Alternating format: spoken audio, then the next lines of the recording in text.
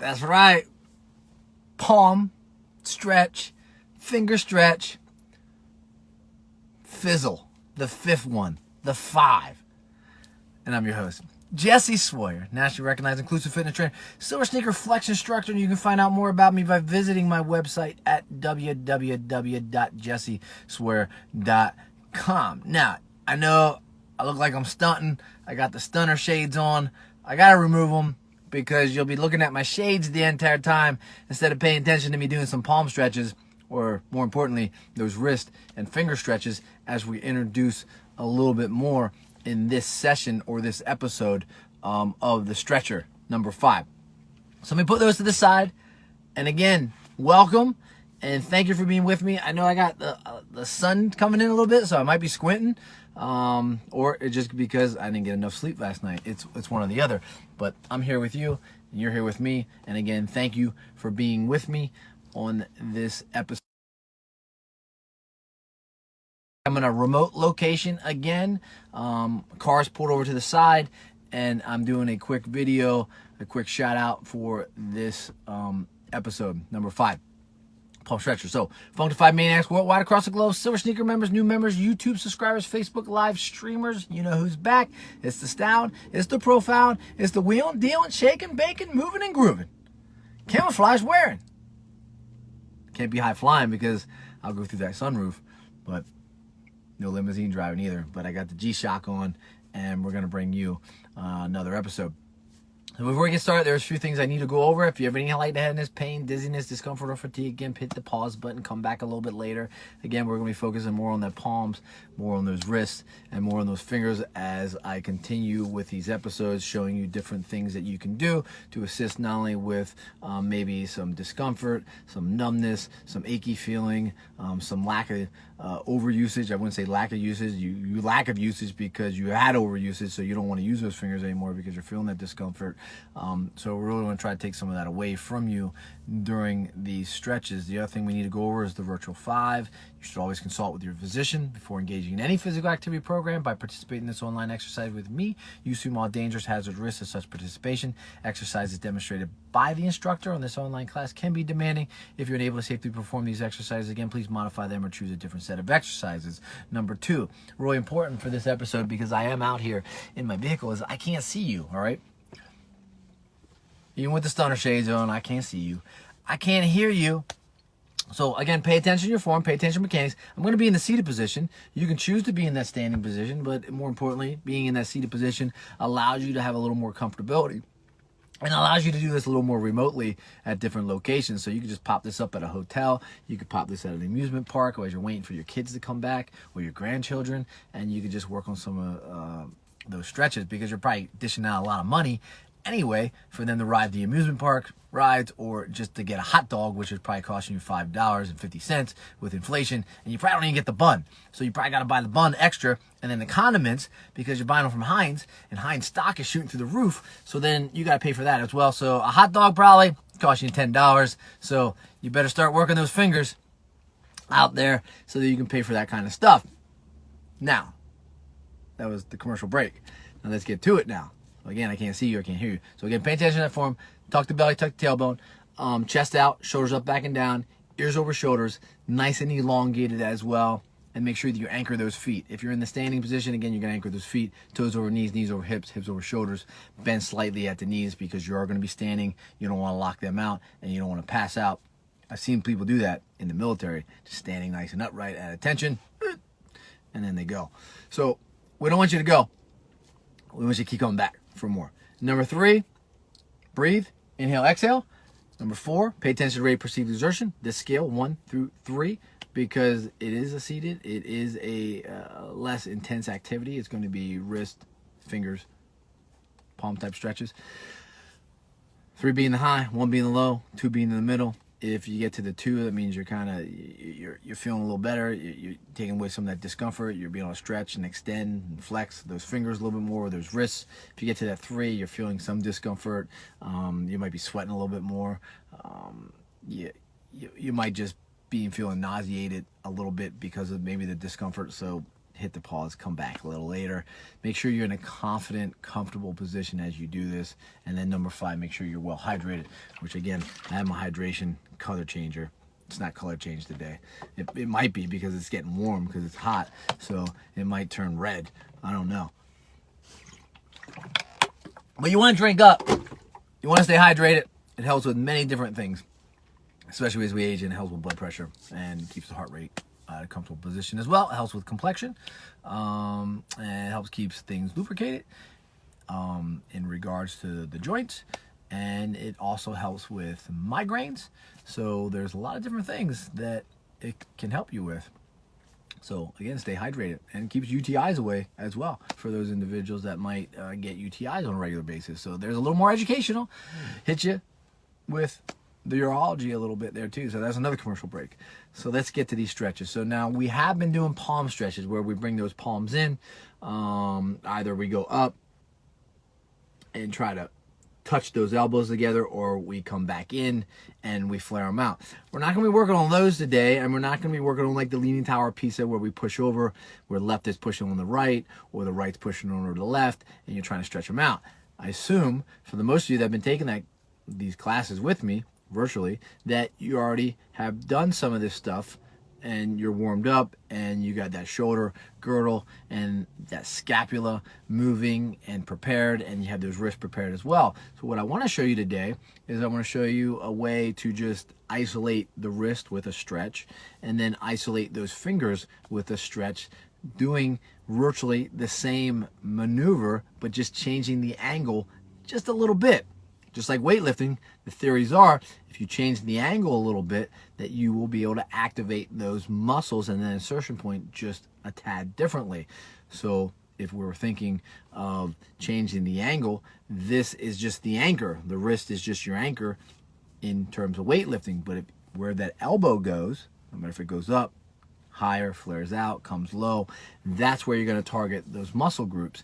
Same way if you're doing a bicep curl or the tricep as well. Angles of the elbows really change where you're targeting those muscles for the hypertrophy. Now, in theory here, you're going to just be taking this left hand, right? I'm just going to be straight on out, right? It's underneath my chin, and I'm just going to bend right there at the wrist, left hand, right? You can keep palms in a fist, you can keep them open, and I'm going to push right here with the open hand, my right hand, and I'm going to push in. So I'm going to push that way, and you're going to feel the upper part of that wrist. That's where you're going to get a nice wrist stretch. So again, if you have some overuse, you're at the computer, you're text messaging a lot, you're carrying a lot of things, you're having some discomfort, I want you to push through here, and you're going to feel more of that wrist region getting that stretch, and those fingers are going to be straight down. So if you see like that, you got the chicken wing up, but you can do this with it down as well, and relax and comfortable, but you're pushing here and you're holding that for a nice static stretch. Now, you don't want to do this actively where you're going like this and popping, because you can do more harm to that wrist. So you really want to just get a nice stretch where you're really flexing it. So what I'm doing right now is I'm flexing it, but I'm adding pressure to it, and I'm actually pushing. The left hand's going to the right and the right hand's going to the left, and I'm adding some tension, and I'm getting a nice stretch, and I can really feel that. And so then the active part would be once you have that 20 seconds in of that static stretch, up to 2 minutes, 3 sets, 4 sets, 5 sets, that you just rotate that wrist a little bit to take some of that tension off. Now, if we did the left side, we want to do the right side as well. So I'm actually having that hand up. You can see the G-Shock. You can see it, ladies, married, sorry, off the limits. But highest bidder, huh? You never know.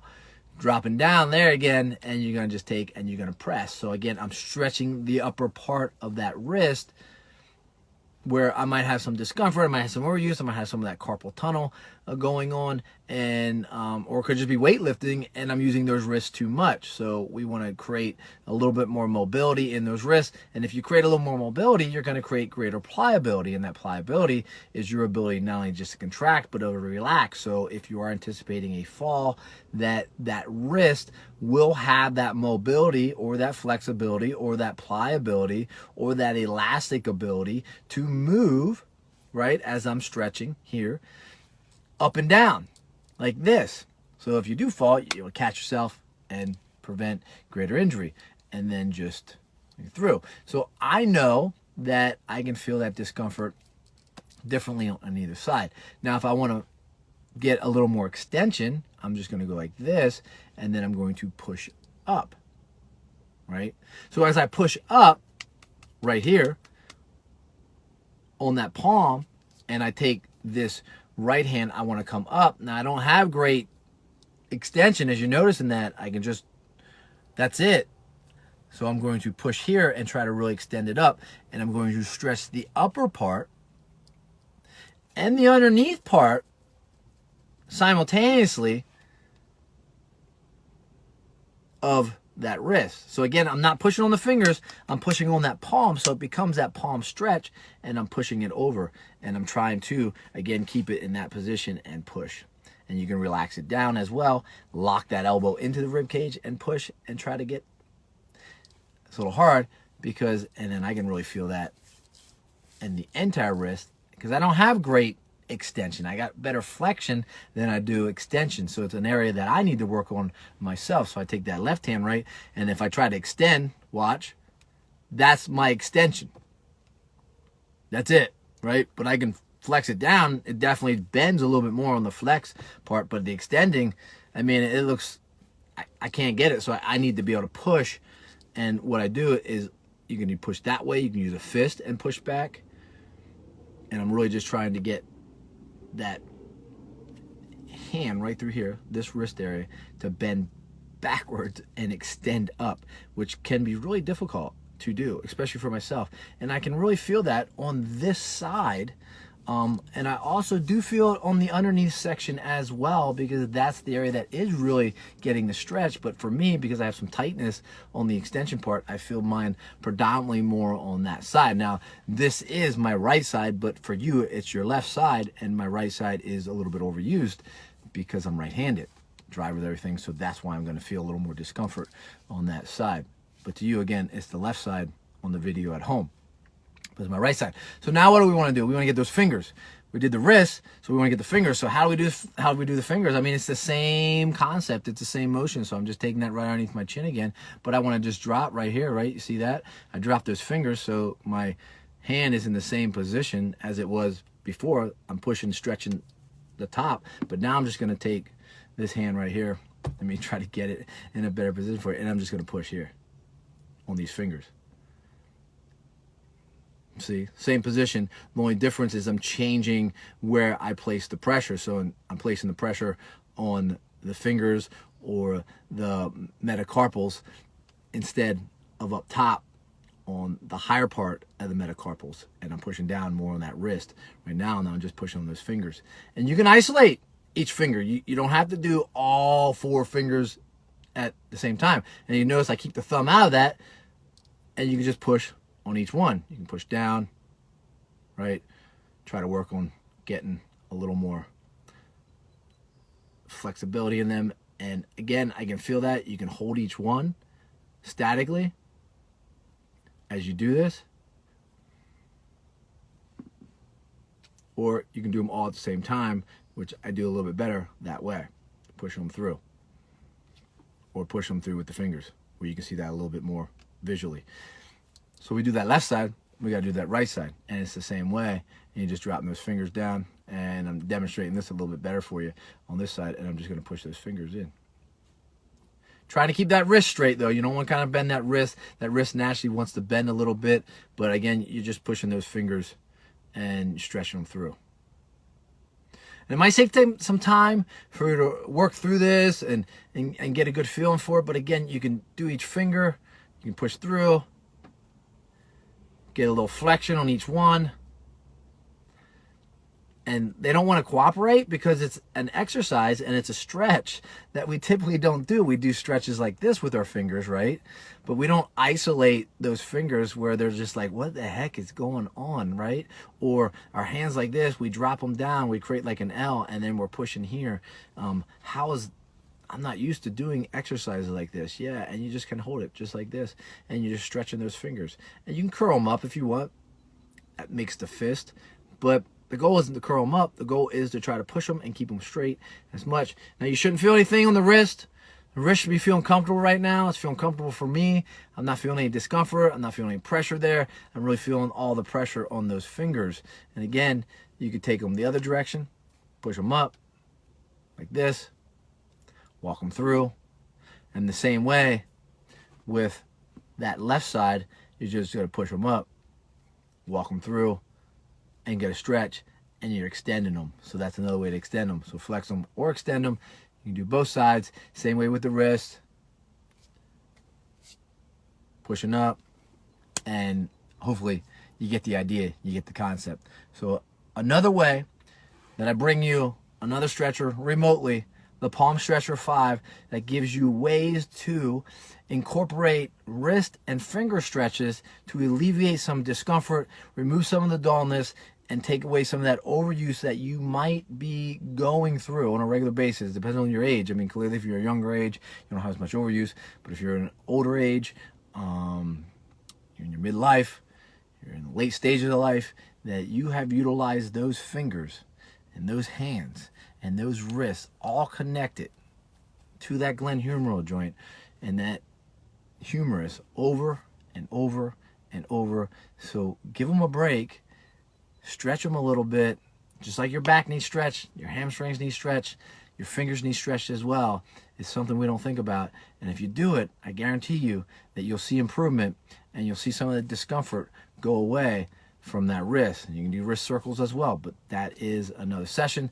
That's another palm stretch, and we'll be bringing you that next time. Peace, my friends. Let's throw those stunner shades back on because it's time to get out of here. The 5, the Stretcher 5, the Fizzy, the 50, the Fitty. I'm out. Peace, my friends. I was your host, Jesse Swear.